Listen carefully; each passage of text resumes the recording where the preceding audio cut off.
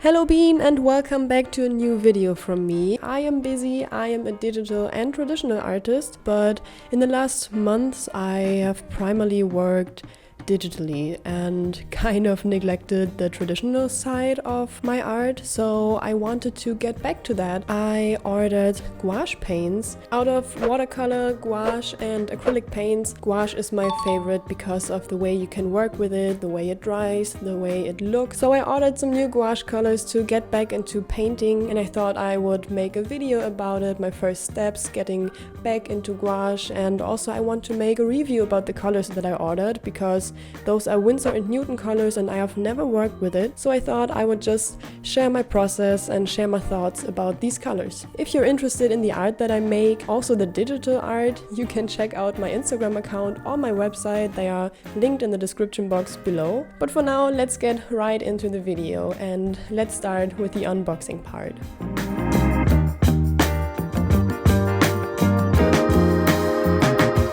Together with the gouache paints, I ordered this empty watercolor box with 50 little boxes I can mix my own colors in, and I will come to that later on. And of course I ordered some gouache colors. These are from Winsor & Newton. These Winsor & Newton gouache colors come in a set of 10 tubes with 12 milliliter paint in each of it. As I said, the watercolor box has these little tiny color boxes that are empty and that I can fill with my own mixed colors. There are 50 pieces of them, so I can try out a lot of different colors, and I really like that. And it also comes with this little watercolor brush that I didn't expect to be in there because I did not see it when I ordered it, but yeah, it was a cool surprise. I really like watercolor brushes like these that you can fill with water, so I'm actually very happy that I have one more of those. And then we have the actual watercolor box. It just looks like a pretty standard watercolor box. It is black and 20 little paint boxes fit into this, as you can see here. And what I thought was actually cute is this little bag that you can put the watercolor box in if you travel or go outside with your colors and want to draw outside. And I thought this was a very cool add-on. I actually didn't expect any of this. I just expected the watercolor box because I just paid like $10 for the whole set, and it is amazing how many things actually are inside of it. And of course we have the gouache colors, and when I unpacked them I had another very pleasant surprise because they came in a set of 3, and I thought that I just ordered like one set with 10 gouache paints, but here we are. I have 3 sets of gouache paints, and I think this is very good because I want to mix my own colors, and I think I will waste a lot of colors in this process, so it is very cool to have more colors at once. After unpacking, I started to fill the pure colors out of the tubes in little color boxes to see what colors I already have.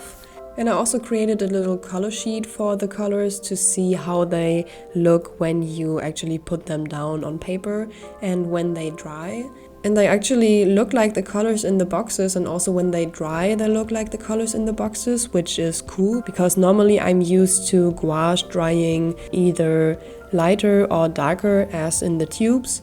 But I heard that very good quality gouache just dries as it looks in the tubes, so it seems as if I have very good and high quality colors. And you can see that they dry matte, just like gouache colors are supposed to, and I really love this look. And then I started to experiment with mixing the colors. I started off with mixing white and red to get a pink, which actually didn't end up as a pink I wanted to have. I then mixed the blue, and I always put the colors into the boxes with the brushes that I mixed them with. And I also try to reuse big color blobs from mixing to mix new colors. So I mixed yellow out of the pink, just like that.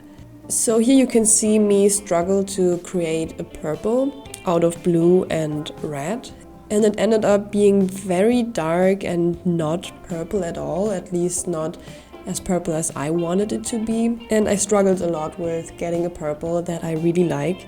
I still don't have a purple that I like, but some come close to what I wanted to have. Then I also mixed some green colors and also some more blues, just to see how the colors mix and what colors will come up when I mix this color with that color. So I actually didn't have a real mixing plan, which would have been very helpful, to be honest. But yes, in that way I just ended up experimenting a lot, and I think I did that because I have 3 packages of the gouache colors.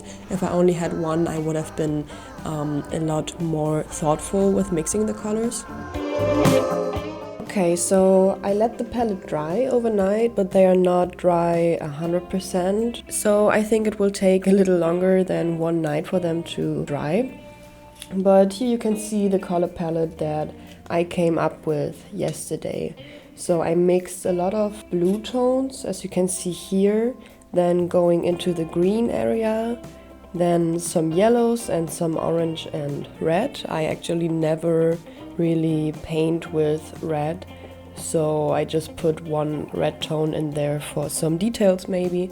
Then we have some gray and darker colors. I tried to mix a pink color, but yeah, I didn't get the pink that I wanted, but I think with the colors that I have, getting a real neon pink is just not possible.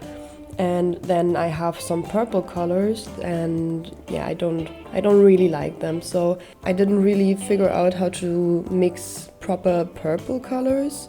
Yeah, maybe I will experiment with this a little, but for now I have these purple tones and then all of the blues, some greens and dark colors. Those are the colors that I did not put into my palette, but I didn't want to waste all of these colors, so I just put them inside of these little cups, and maybe I will work with them also, but yeah, we have to see. And now I did a primary color mix sheet to see how much color to mix together to get a certain tone of color. So from blue to yellow, from red to yellow, and from red to blue. So here you can see that there is a kind of purple in the mix from blue to red.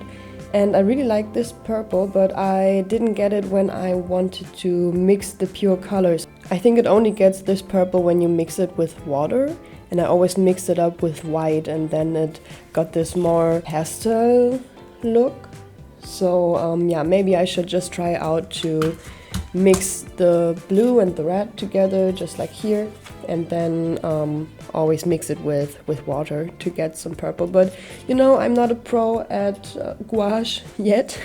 I want to get more into this kind of medium, so yeah, these are my first tries at mixing colors together.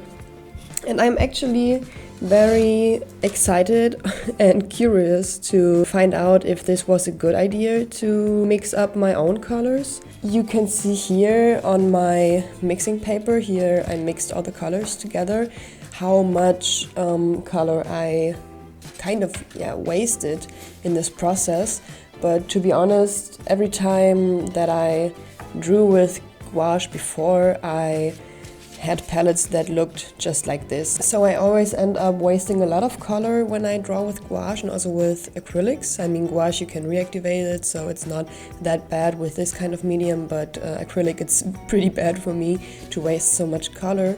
And I thought maybe it would be different if I pre-mixed my colors, so I don't have to mix them primary colors all the time, and I have the tones that I want right away. And if I don't have them, I can still mix them, but I have to use some different brushes. So I need a brush for blues, I need a brush for greens, and I need a brush for reds, yellows, and all of this to have this palette clean, because if this does not keep clean, I think it had no use at all, you know. So I will try my best to keep this clean while drawing, and now I will actually do the first studies, just some studies. I think I will draw some fruits here to get to know these colors more, and before we go to drawing an actual portrait.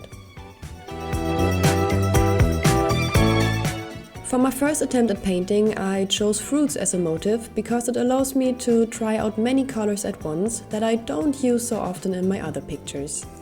These include, for example, red and orange. I worked without a sketch and only with rough shapes because it was supposed to be a color exercise. I started by painting the darkest areas, as gouache allows you to work your way perfectly from dark to light.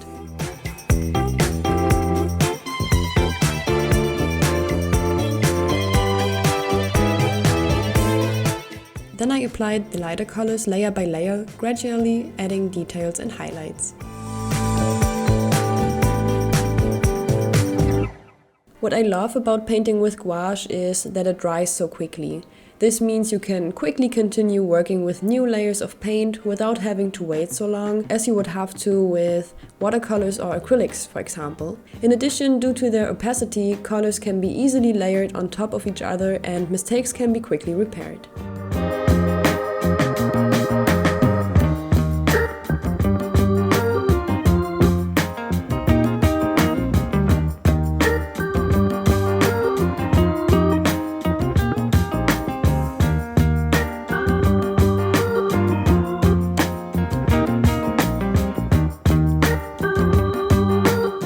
This first color study was a lot of fun to paint and I'm pretty happy with the end result. But now, let's get to the exciting part we are all waiting for. Let's paint a portrait.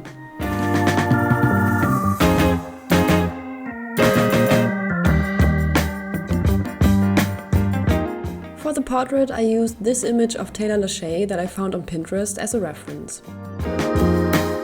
At first I wanted to paint a whole scene, but then decided to just do a portrait to not ask too much of myself in the beginning.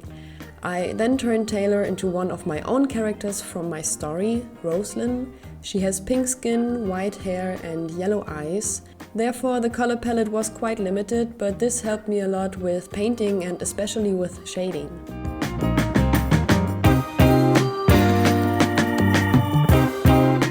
But before I started the coloring, I applied a light pink layer.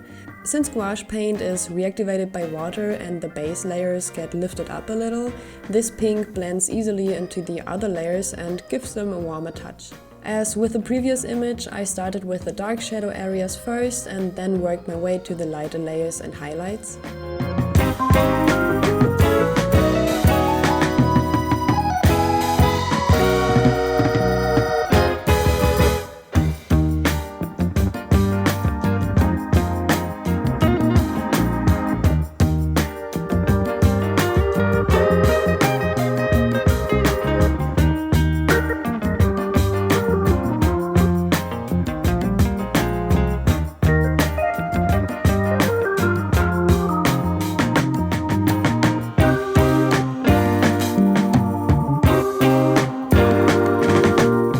I also had to adjust the color several times because I didn't get the right color when mixing, but this works really easily with gouache.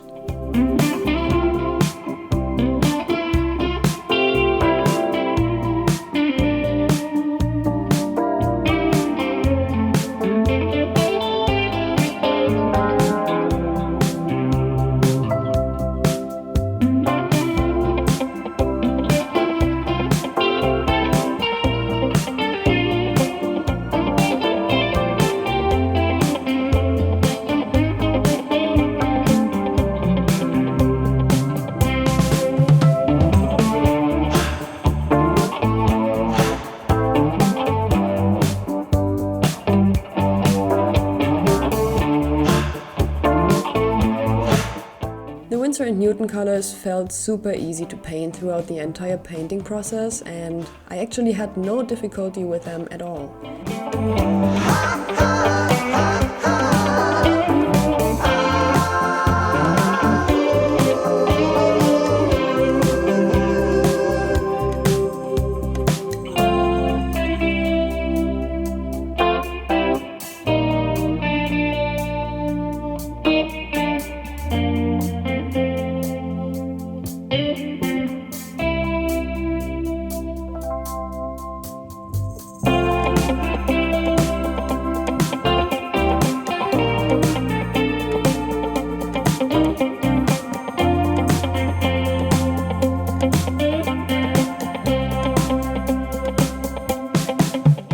I then gave Rosalind a transparent white mesh top that I painted with white paint and light pink shades underneath, added a few folds to show the fabric and it was done.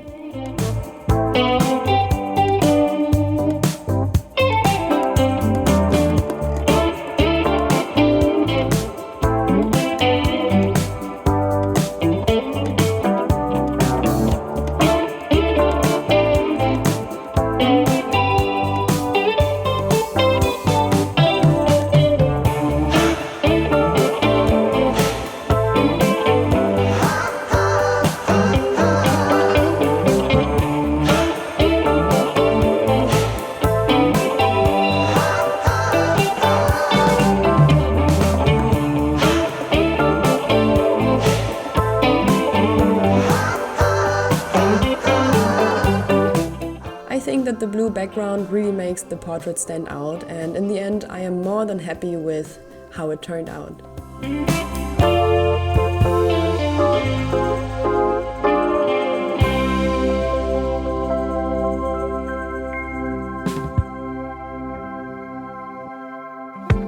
So I hope that you got a good insight in this video of how I paint with gouache, how the Winsor & Newton colors look and how it is to work with them.